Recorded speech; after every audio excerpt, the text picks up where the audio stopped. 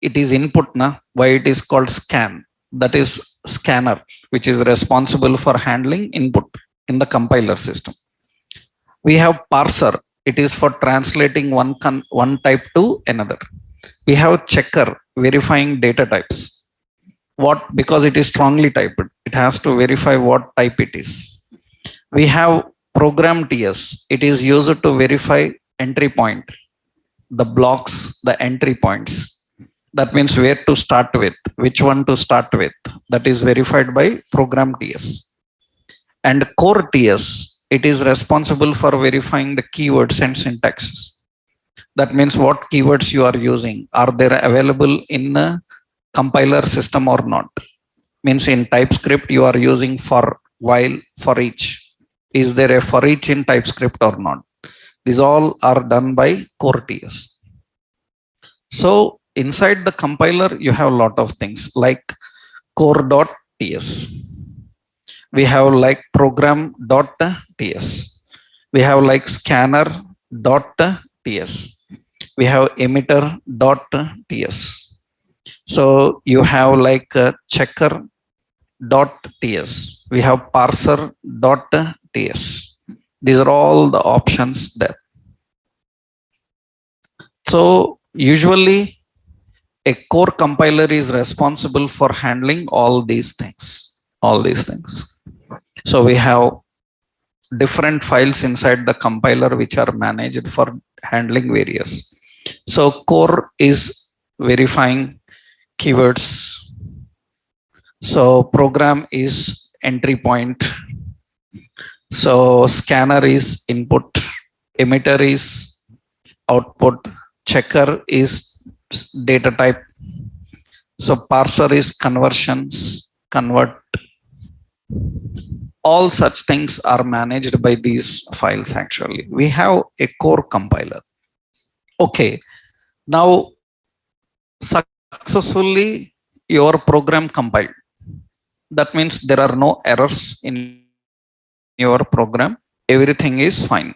That means successfully your program compiled, there are no errors, it is finished.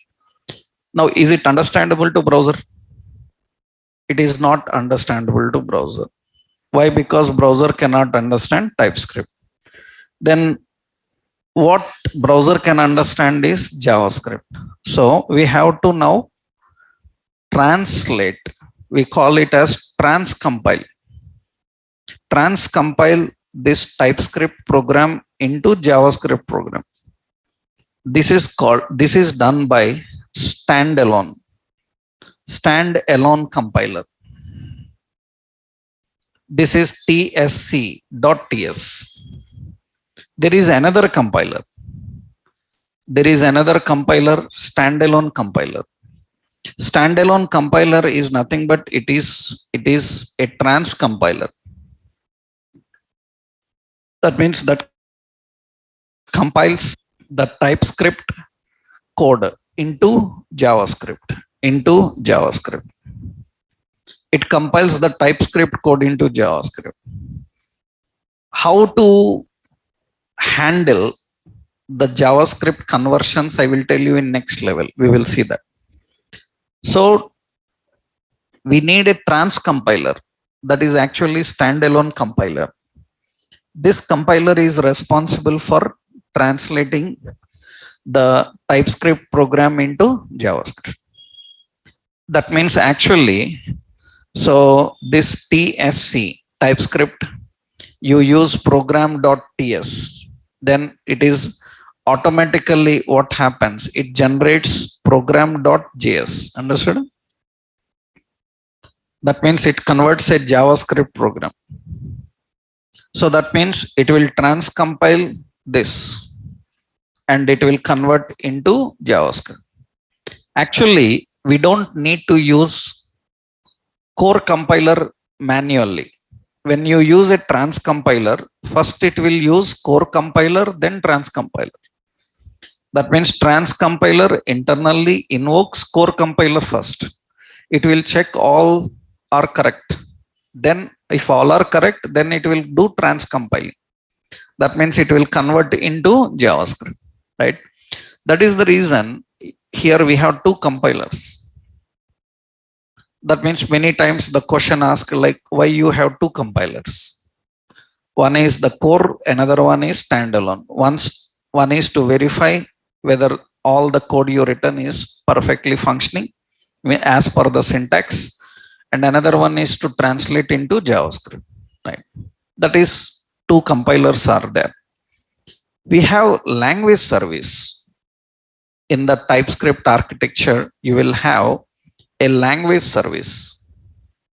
We will have a language. We will have language service. So generally already we know in React already we discussed that what is a service, right? What is a service? Language service is managed by service.ts. What is a service? How you define a service? I told you na captcha like a service, right? So technically service is a predefined business logic. It is a predefined business logic. Service is a predefined business logic.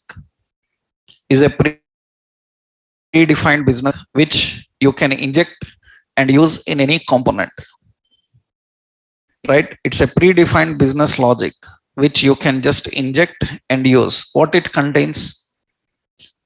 If you remembered, I told you that service is a collection of factories. Factory is a collection of values and functions.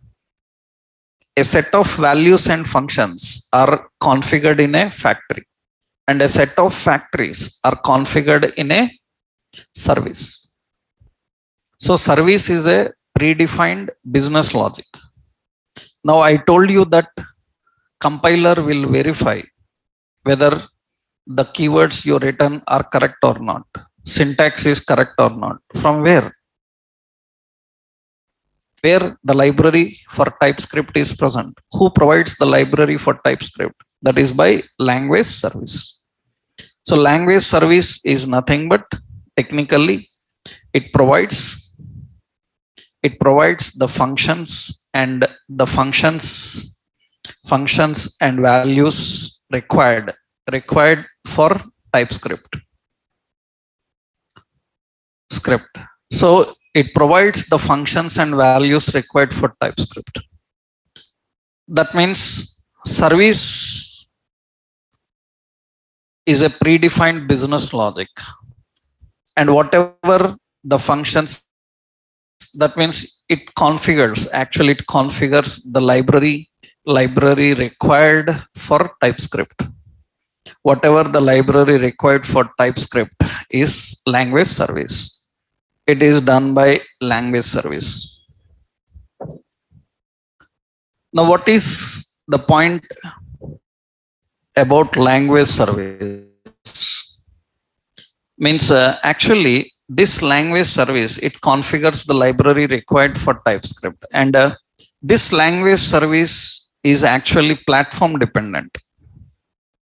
That means it can run on only the operating system where you have compiled it. So that means this is not platform neutral. It runs only on that means actually it is unmanaged code.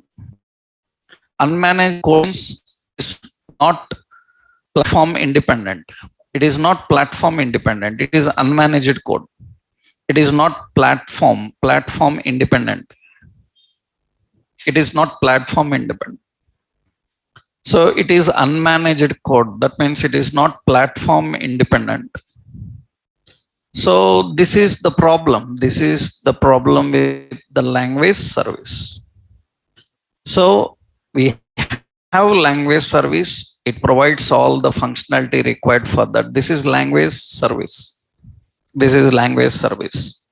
And this is very important. Language service. So this is platform dependent. That is the reason we need a shim. VS is actually Visual Studio shims, actually VS. So what is this shim? So that means here, what is the shim? Shim. So we have a shim, shims.ts. So this is actually, so VS shim, we call it as VS shim. Have you ever heard about these shims in any programming language? No. Anywhere in any programming language, you heard about shims, shimmers? No. No idea.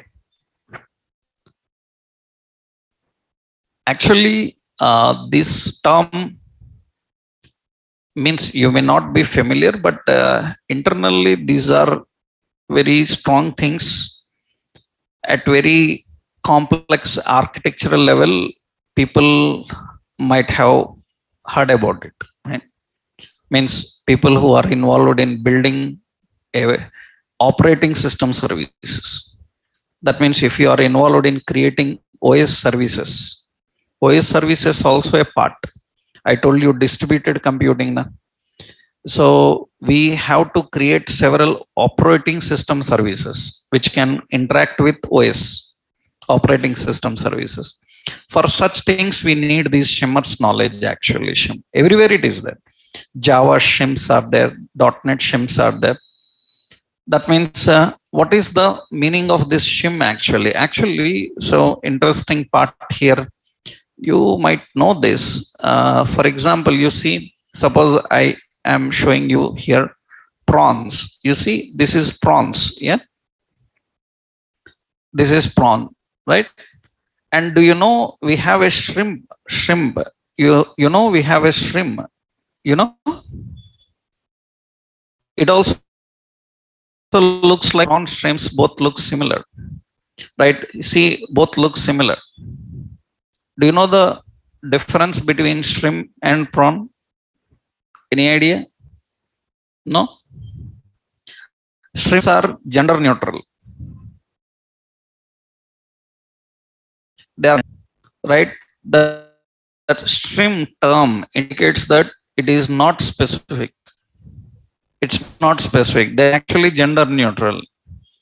That means a shim is a component present in every compiler, every programming language compiler, which claims that it is OS independent.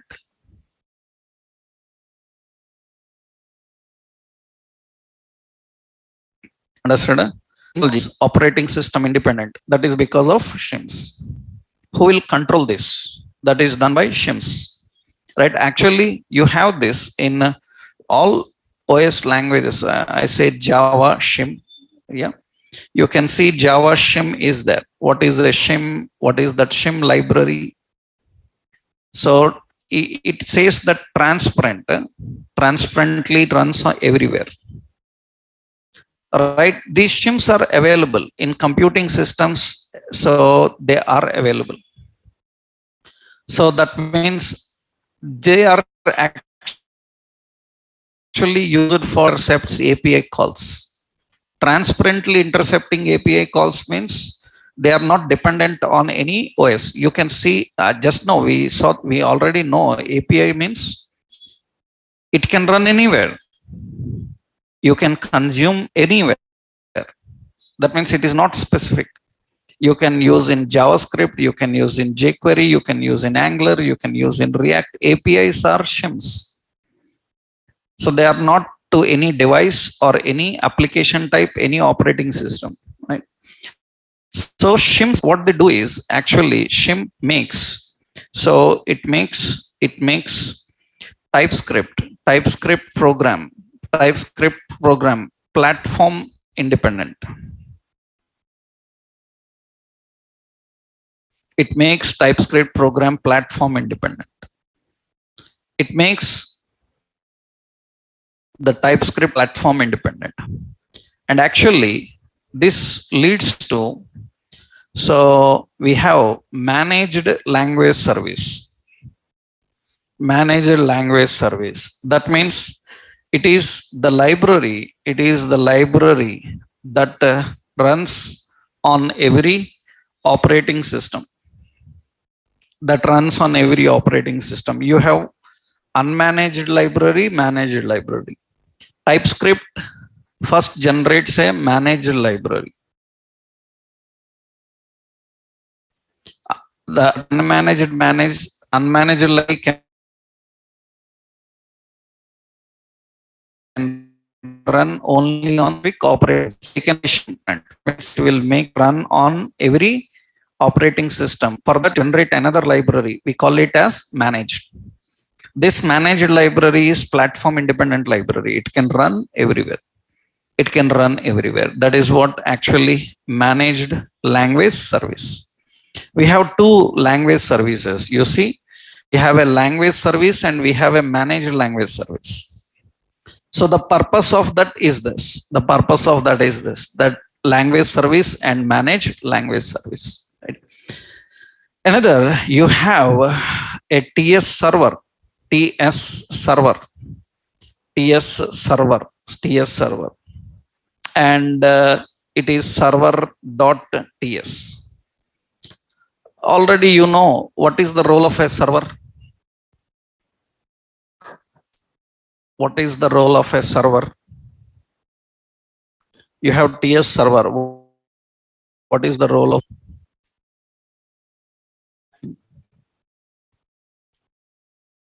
Some technical terms, anything?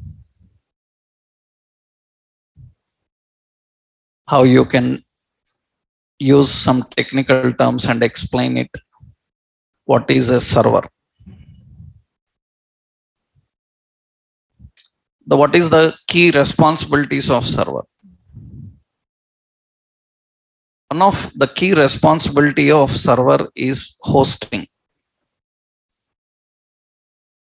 Server is to host your application, right? That is the first thing. After that, it will handle request and response. Request and response. That means this is the key responsibility of a server: hosting, request and response. And generally, TypeScript server, TS server, right? TS server, the TS program. Understood? It hosts the TS program. It compiles, and it handles the request and response, and request and response. That means now we said that TypeScript program will compile, TypeScript program will report the problems, right? Where it will compile. So the TypeScript program is loaded into a TypeScript server. All this will happen. Translating, compiling, processing, so converting the managed into unmanaged, unmanaged into managed, all these are done in TS server. So we have TS server, TypeScript server. That is another option. Editors is not a part. Editors is nothing but it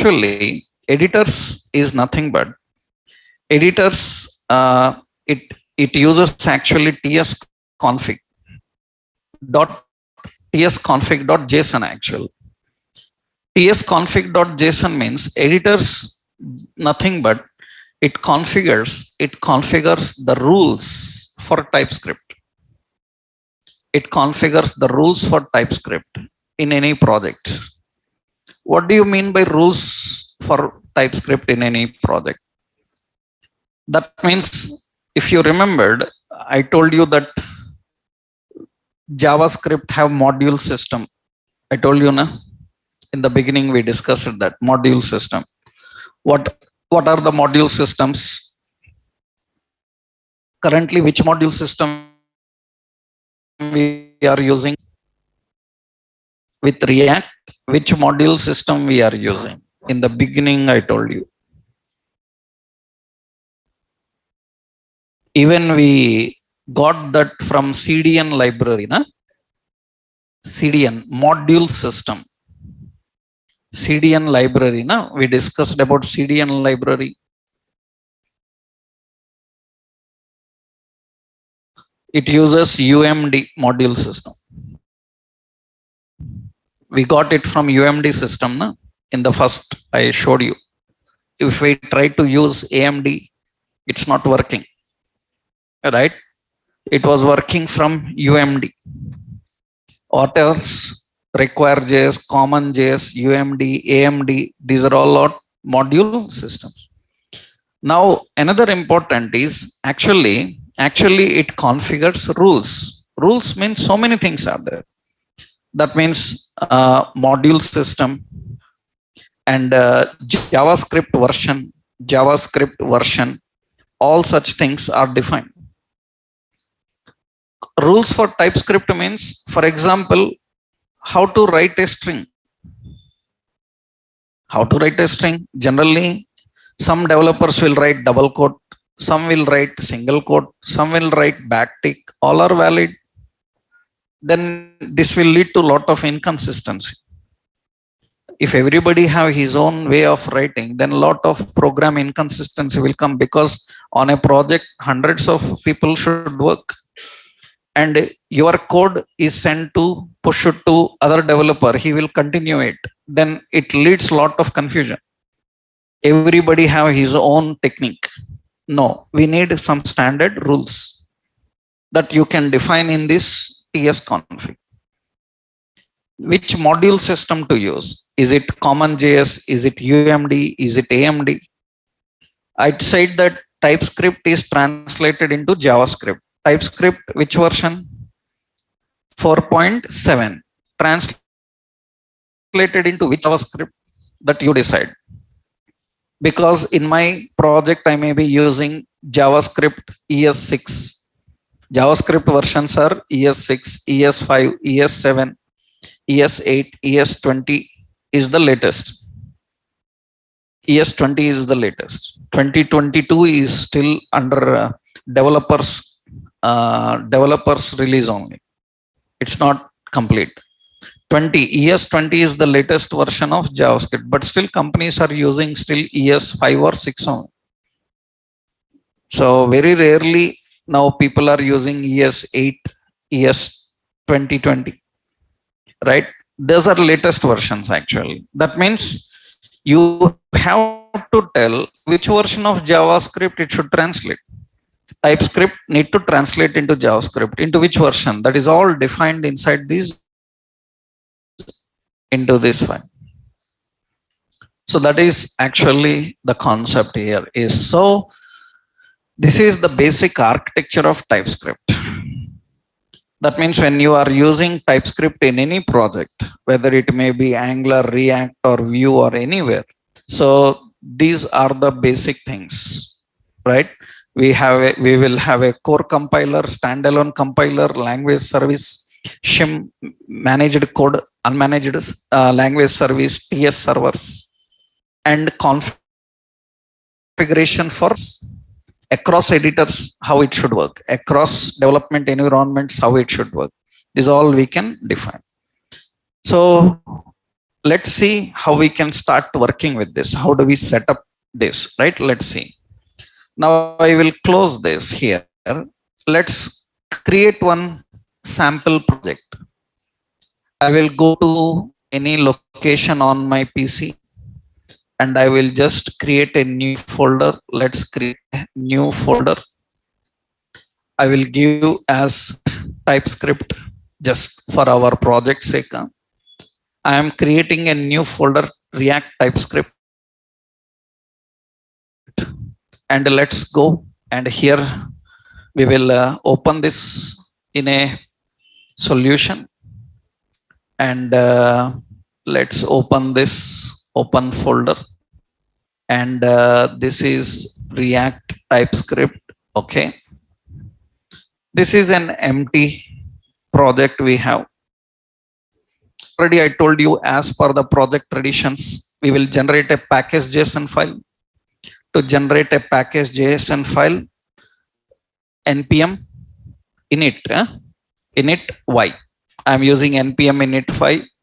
It will generate a package.json file. Yeah, that is the package.json file. And now here, if you are using TypeScript, you have to use tsc init also. TSC TypeScript init. Going to generate the TypeScript configuration file. It is going to generate the TypeScript configuration file. I think init is removed hyphen init. Yeah, it is creating this tsconfig.json. Right. So we need to do two things now. So set up a project for TypeScript. This is set up empty project. This is project. First we will learn the language, then we will use it in React. Set up empty project for TypeScript.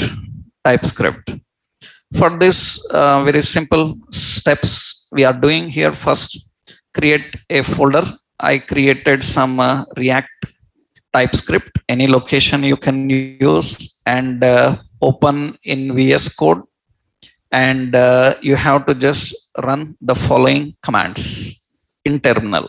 Okay, and that is em init. So why this will generate package.json, and we have tsc hyphen init. This is going to generate tsconfig.json. Actually, earlier we have another tslint. It is outdated now. It is removed. But still, in old projects which are using TypeScript and React, you will find a file called slint.json. You will find a file called tslint.json. It is no longer there. In old projects, because still companies are using some old versions of React. Majority companies are using old versions of React with the TypeScript old versions. Their tslint will be there. tslint is language analysis tool actually. Language analysis tool, same. It will tell all for TypeScript. Now it is outdated. It is gone. It is no longer available. I hope you know JavaScript also have JSLint. You know it, na? JSLint is there. JSLint. JSLint is JavaScript language analysis tool. If you are using JavaScript in any project and you want to follow the standards, then install JSLint in that project.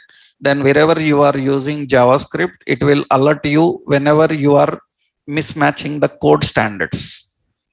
That means you are not writing code as per standards. It will give you warning and errors, right? That is actually JSLint. JavaScript JSLint. Yeah. This is JSLint. This is JavaScript language analysis, right? And this generally people install in their projects, especially when they are building JavaScript oriented apps. Why? Because so this will clean the code and it will verify that you are not writing any code which is not as per standards. And not, it can even verify the browser compatibilities. That means you tell which browser you are targeting, it will immediately tell this function is not suitable for this browser. At high level, these are very much required. So because we don't take chance of compatibilities and all, we have to use these kind of language analysis tools. And I think you already know PMD, Sonar, like so many other tools are there. Independently, we use them. That script, it's not necessary that you have to use JSLint. You have like PMD. Yeah, PMD. Yeah, what is it? Yeah. PMD, yeah, this is PMD. This is you can see documentation. This is also language analysis. You go to rule reference, you will have HTML rules, Java rules, Maven rules, PL/SQL rules, everything.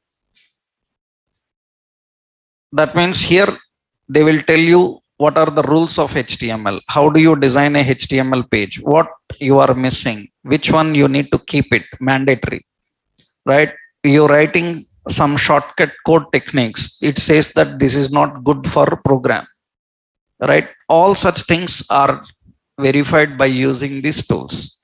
tsconfig will do that. Earlier we have tslint, but now we don't have this anymore. right? Outdated. It's completely obsolete, no longer in use, right? So this is generated now. Observe here, as I told you. So package JSON we already know, but here you see tsconfig.json. You can see TypeScript configuration. See target JavaScript ES6. Default JavaScript target is set to ES6. You can set to ES87, ES2020. Latest is actually ES2020. You can set to it. You can set to it. But majorities are still using ES only. They are using ES6. You have 2021, 22, but they are developer releases actually. Right? So you use ES2020. So technically another thing, see, it is asking which module system. It is using a module system called CommonJS. You can default using JS, AUMD, require.js, any module system. That are saying that I am going to use JavaScript. It have a lot of configurations. And when to JavaScript, so many rules are there. That means we can put certain standards that it have to follow like this. Not only this, now where to generate JavaScript file and such configurations also you can mention in this tsconfig. So a lot of details are there. Remember, see, out file, out directory. These indicates where to keep the JavaScript files, output files. You can uncomment them. Remember, these are all commented. And you see, by default, strict is true. Right? Already I told you that implicitly strictly typed. Our JavaScript is strictly typed. It is implicitly strictly typed. And see, lot of options will be there. You have to just uncomment what you want and you can use them. These you will able to do gradually when you are working in different environments according to the situations, right? So this is one basic thing you need to understand, how to define the configuration files, right? How to add the configuration files. This is very much asked in even React. We have seen in lot of React interviews for XP people, they ask that if you mention that I know React with TypeScript, they will ask that how TypeScript decides that it has to convert into JavaScript ES6, ES7, right? That means how TypeScript decides. That is done by using this tsconfig. We decide here how it have to handle, right? This is basic, one important thing you need to know. Now what we will do here, we will create some folders in this project. I will keep public for static resources and I will keep SRC for dynamic resources. These are common folders now. In the beginning we discussed that, right? Public have static and SRC dynamic resource. In public I will keep index.html. Okay. And in SRC will add our TypeScript programs. If you want to use TypeScript, then here I am adding new. What is the file? Index.ts. TypeScript files usually have the extension .ts. Now here we have write the TypeScript programs. Now learned any script syntax, right? Now we need this environment set. This is environment set. Language now. Environment set, we are adding files, folders now. We are adding public and we are adding SRC. Two folders we are configuring. And now how to use TypeScript? For that first you have to write a little bit anything TypeScript. So for that first you need to understand TypeScript language basics. Language basics. In the language basics, so first thing, variables. And no need to explain variables, everything same as JavaScript, nothing.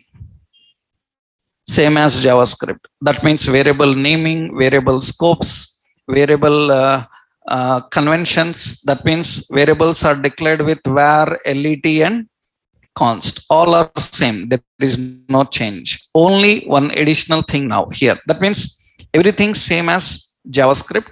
But what is additional about variables is variables variables are strongly typed. Variables are strongly typed. So actually in they are not strongly typed. Now here variables are strongly typed. That's here. So generally syntactically we have to define.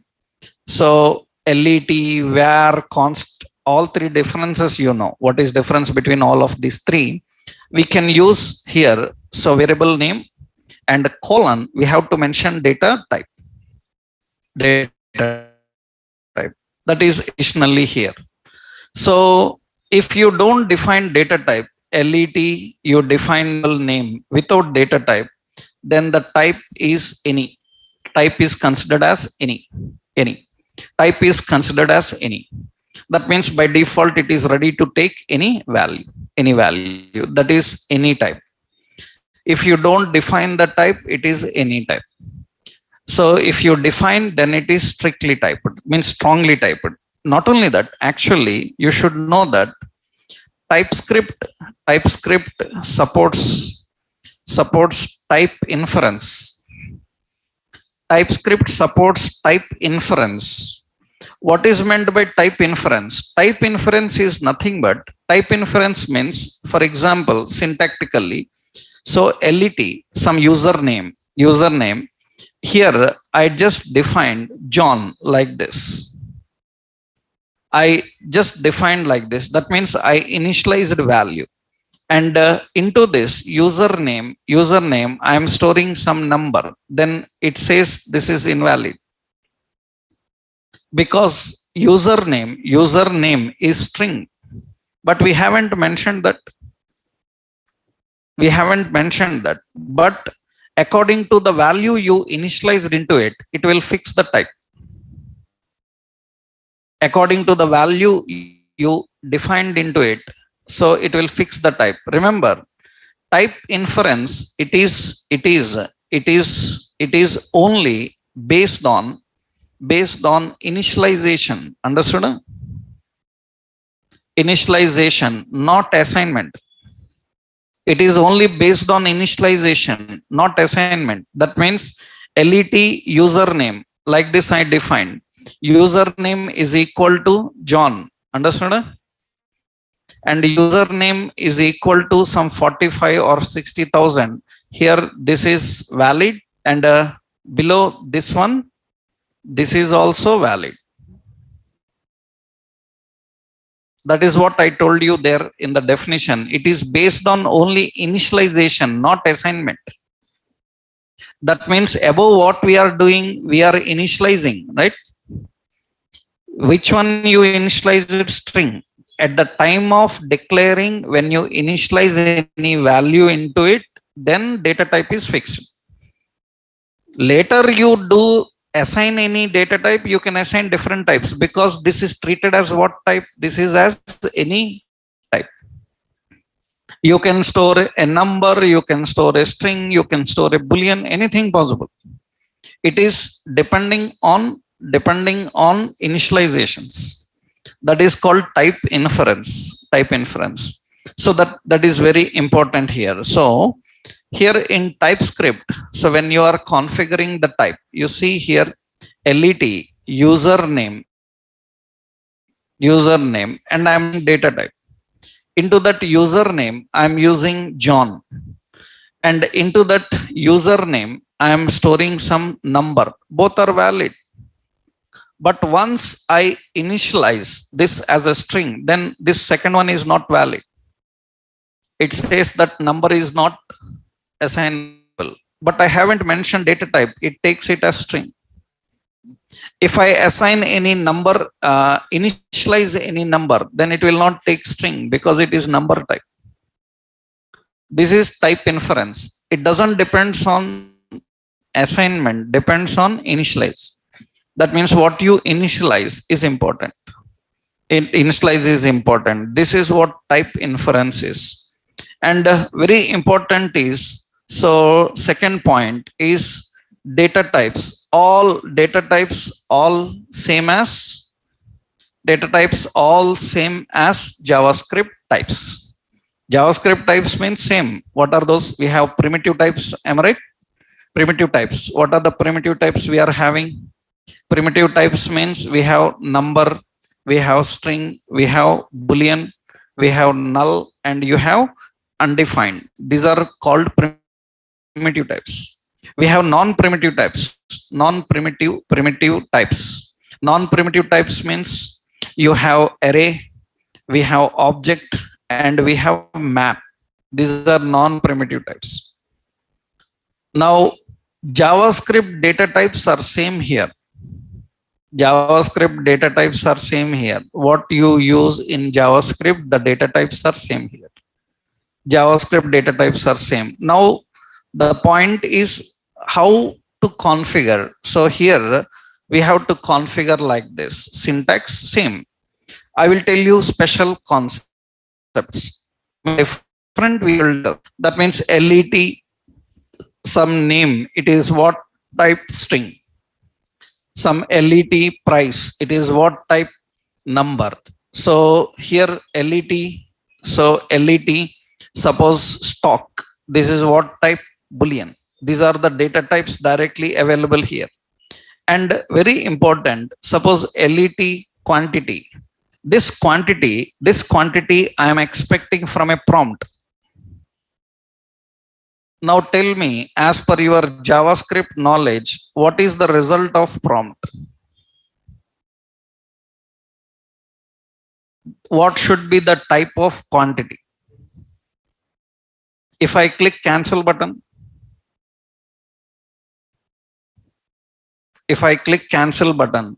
actually in JavaScript, you know that prompt returns a string or null. If I click cancel button, it will return null, not string. Then how? If I put here data type as string, then it is not valid. It's not valid because prompt returns null also. Now, if I put null, this is not valid because it returns string also. What is the specialty about TypeScript? TypeScript supports union of types. TypeScript supports union of types. That means you can define like this now. Let quantity, it is string or null. That is union of types. So now it is suitable for prompt. Understood? That you have to define. You can define various types. Let, suppose value, it can be I am expecting to be a string, or I am expecting to be a number, or I am expecting to be a boolean. You can use any 2, 3, 4, anything you can define. This is good. This is very important because many times the return is different. Every time they don't return same.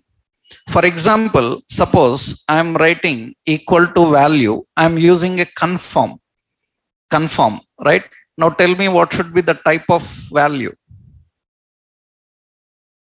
Do you know JavaScript conform box is there? All right.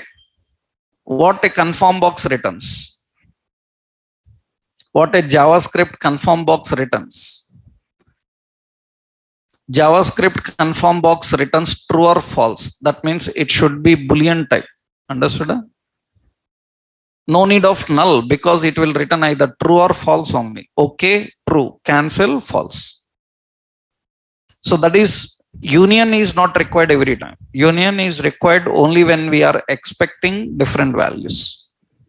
Right? That means you see now, you will find that here, let username, I am taking from username, I am making it as string, and I am taking from prompt, then it shows an error. So prompt is, suppose I am saying enter name, then it is showing error. So, and here I will use a union type. Union is null. Now it satisfies. Why it shows error? It shows error because it says that it may return also. Right? Then you have to configure the type as a null. This is union of types. That is one important thing you need to know while working with the types.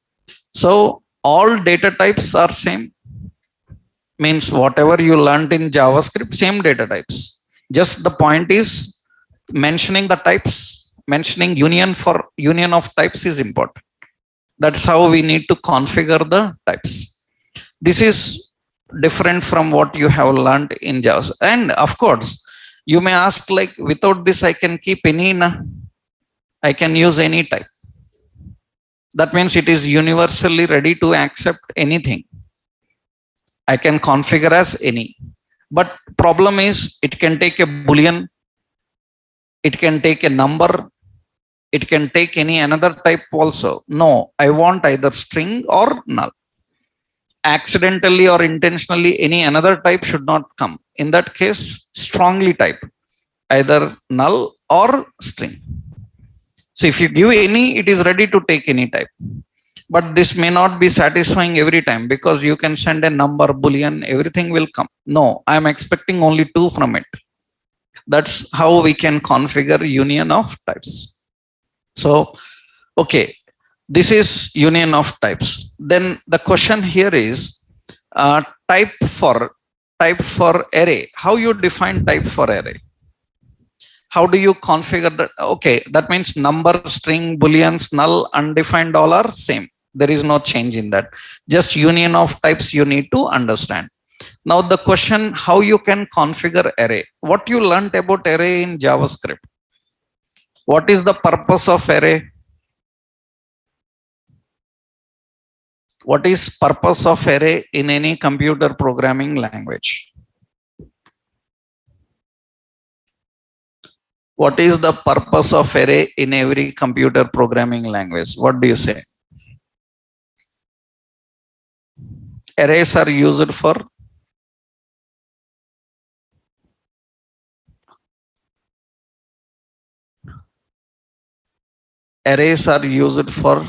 what do you say? Actually, in computer programming, array is used to reduce overhead and complexity. That is the main purpose. That is technically correct point about array. That means storing group of values, storing similar values, different values. That is its behavior. Understood? Array stores many values. What you are trying to tell? You are trying to tell what array can do. I am asking why I have to use array?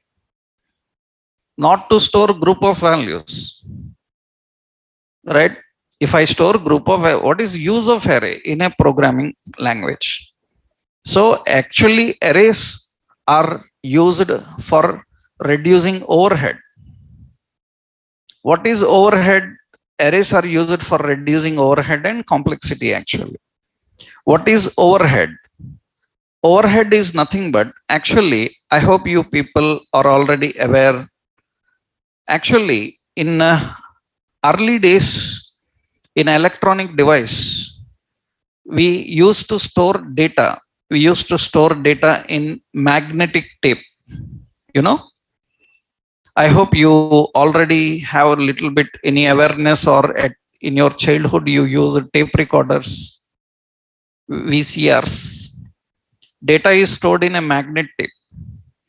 Generally in a magnet tape, what happens? The data is stored in a sequential order. Data is stored in a sequential order. That means in a magnet tape, usually you will have a read-write head. Am I right? You will have a read-write head. Usually you will have a read-write head. And this read-write head will read in a sequential order.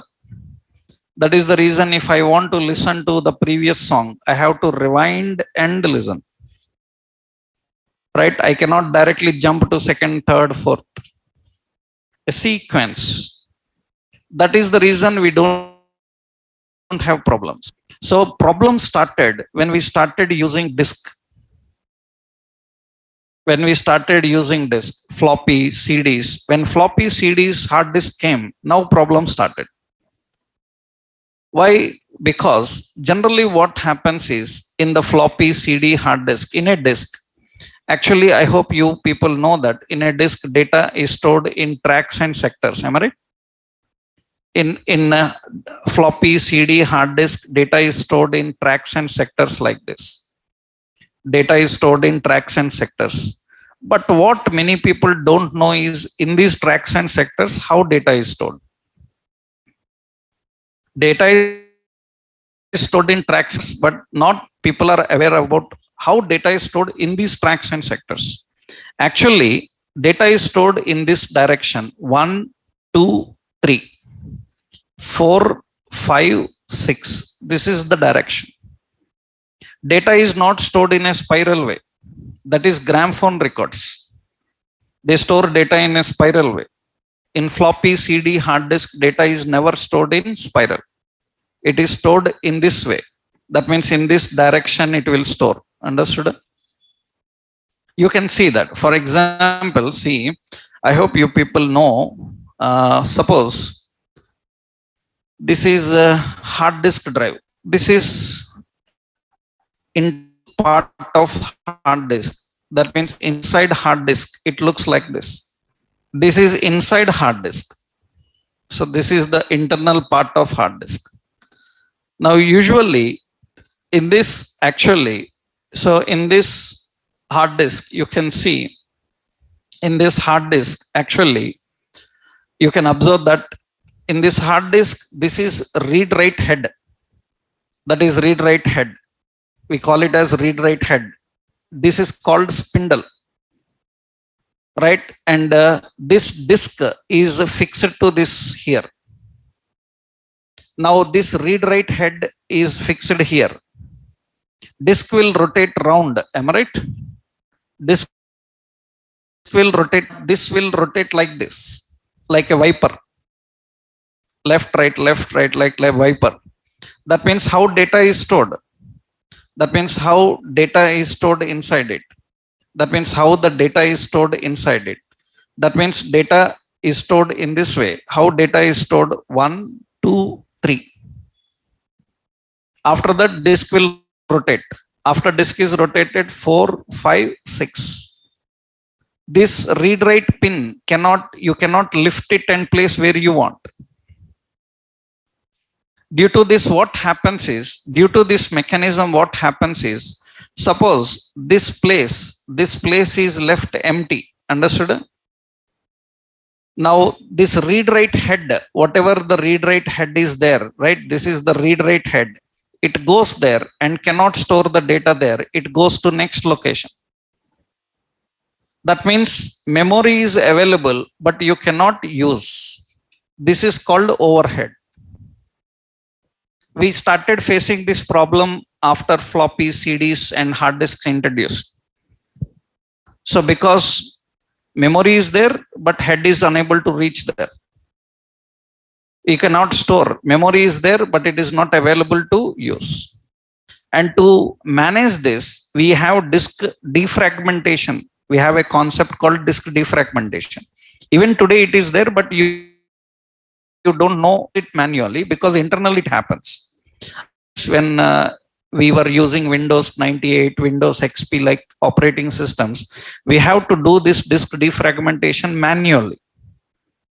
But you see, actually, we have disk defragmentation. This is defragmentation.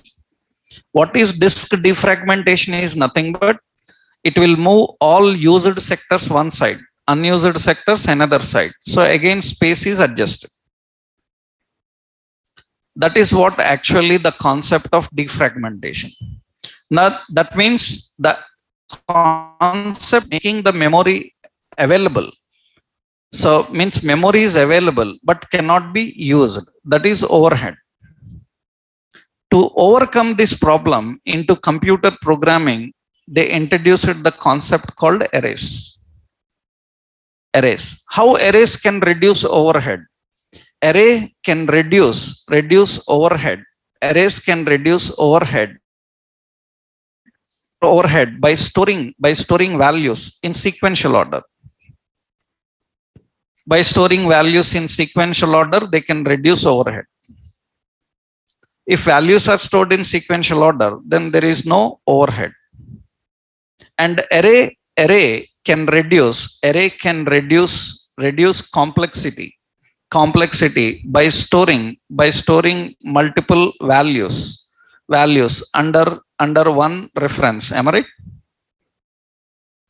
It can reduce complexity, but the primary aim of array is overhead, reducing overhead. And remember, array can store various types of values. But in Java, .NET, C++ like languages, they will tell you array is similar type of values. That is their technology problem. Java have a problem in allocating different types of memory in a sequential order. That is the reason Java, .NET like languages strict array to store only similar type of values. That is not definition. That is their technology problem. You are learning as definition. That means array can store different types of values. Some technologies have problem in that. That is the reason they restricted arrays for same. JavaScript don't have problem. TypeScript don't have problem. JavaScript, TypeScript arrays can store different types of values. Java, .NET like languages cannot change array size dynamically, but JavaScript can do. That is the reason never say that array is similar type of values. You should say that in my Java, array is similar type of values. That is better. Right? In my Java, array size cannot be changed dynamically. Don't say array size cannot be changed dynamically, because it can be changed dynamically. Some technologies cannot do that. That is their problem. Right? That means array size can be changed dynamically. Na? Suppose you see here, we have script.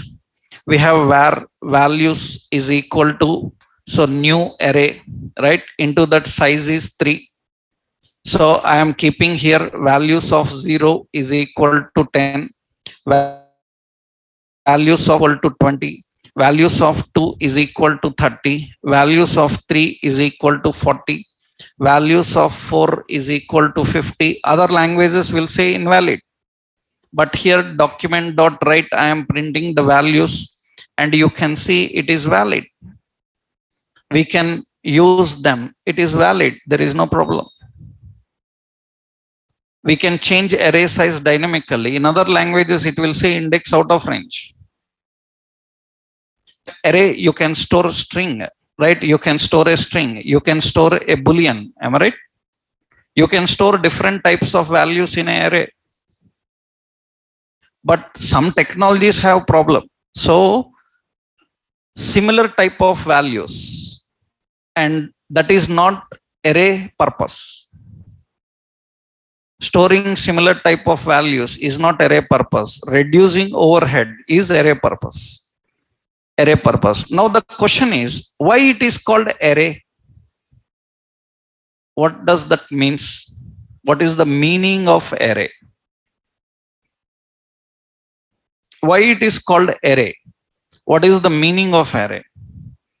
Actually, for example, we have a stack. We have a stack. We have a queue. Am I right? We have an array. Why it is called as array? Why it is called as stack? For example, you have, so 1, 2, 3, 4, 5, 6. Here also you have 1, 2, 3, 4, 5, 6. All are in sequence. 1, 2, 3, 4, 5, 6. All are in sequence only. Now, how stack can access? Last in, first out. That means which one will come first? So which one will come first? 6. How queue is accessed? first in, first out. How array can access from any location? That is the nature of array. Array, form an array. Form an array means keep in a sequential order, but I will access randomly. Understood? The meaning of forming an array is keeping in a sequential order which allows random access. Right? For example, where you see this generally, suppose you are calling candidates for interview. Am I right? And first person interview time is 7:20 a.m. Second person interview time is 7 a.m. Understood? Person interview time is suppose 8 a.m. Like this we have. Like that different. Now they are in order standing, or they are sitting in a line. Sequentially they are sitting in a queue. But we will not call the first person first. Right? Even they are sitting in a queue, sequential order, we will call the person according to his timing. That means which one will be called first here? The person 7 a.m. will be called first here. Right? They are forming a queue. They are forming a sequence, but we don't call by sequence. We can randomly access, which is not possible with the stack and queues. And very important is JavaScript array can have all behaviors. It can work as a stack, as a queue, as a random. That is the reason there are no collections in JavaScript. There are collections. Why other technologies need collections? Java collections, .NET collections. Why they need collections library? Because their array don't have that behavior.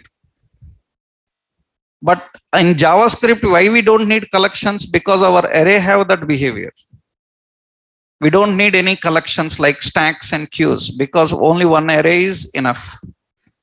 Because why other technologies need that? Because their array is restricted. Here array is not restricted.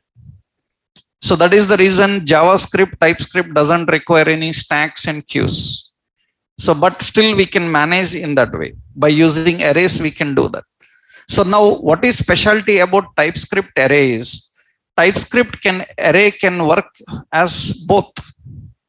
It can work for similar type of values. It can work for different type of values. That's good. That means a TypeScript array have both behaviors. You can design array with similar type values. We can design array with different type values. It have both behaviors. So that is the reason it have wide range than compared to others, right? Now, how to declare and configure arrays, we will see practically. That we'll see next session tomorrow, right? Tomorrow we can discuss about all other data types and work with them, okay? That I will just tell you the differences. Then you can easily handle them. Where we have to concentrate much is OOP concepts. These are all basic, right? Data types, variables, operators, statements, all are same as JavaScript. We will concentrate much on OOP concept, object oriented approach. That will continue in tomorrow's session. Okay, tomorrow we'll see.